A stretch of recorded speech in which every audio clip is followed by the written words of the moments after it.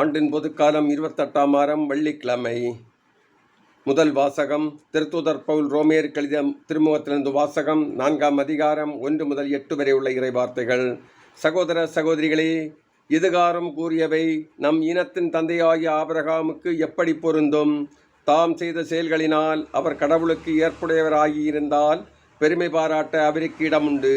ஆனால் கடவுள் முன்னிலையில் அவர் அப்படி பெருமை பாராட்ட இடமே இல்லை.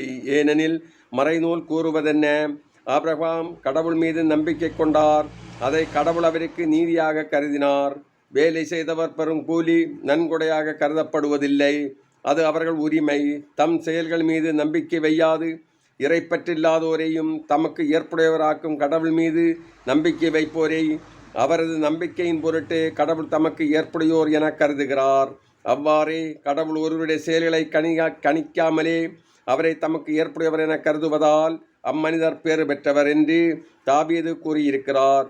எவரது குற்றம் மன்னிக்கப்பட்டதோ, எவரது பாவம் மறைக்கப்பட்டதோ அவர் பேறு பெற்றவர். ஆண்டவர் எந்த மனிதரின் தீசெயலை கருத்தில் கொள்ளவில்லையோ அவர் பேறு பெற்றவர்.